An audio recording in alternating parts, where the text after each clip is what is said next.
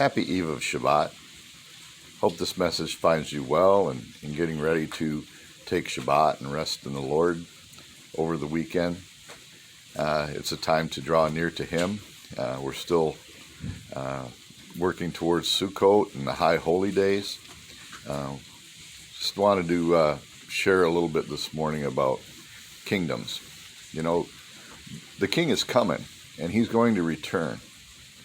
And the King's kingdom has specific rules. And as a citizen of the kingdom, we all have rights and privileges that belong to us because we're members of the kingdom.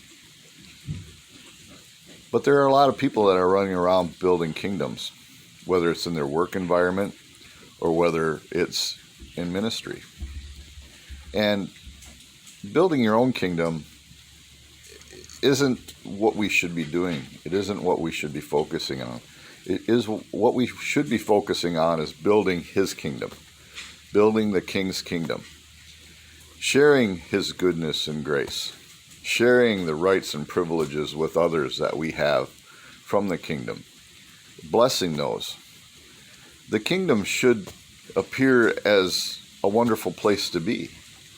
But sometimes I think there are people that are just kind of hanging on to try to get to the end of this, and they're not so worried about building the kingdom. As long as I'm in, I'm good. And I think we really need to realize that, you know, you never see a hearse with a U-Haul behind it. Everything we have here, you can't take it with you when you go. And so it's all temporal. But it says in the scripture, we should store up our treasure where moth and rust do not destroy. And that's in the kingdom of heaven. So what is it that we can take through with us? The only thing that we can take through with us is our friends and family, those we have relationship with, those who we love and care about. And we should be doing that here as a precursor in building the kingdom here, so that when we get to the kingdom, we are part and we have those around us that we love and care about. And it's supposed to be that way. But a lot of times we get sidetracked. We think the thing that we're working on today is the most important thing. And the King is coming. He's coming. If you just look at the time clock, look at Israel as a time clock, it's not going to be too long.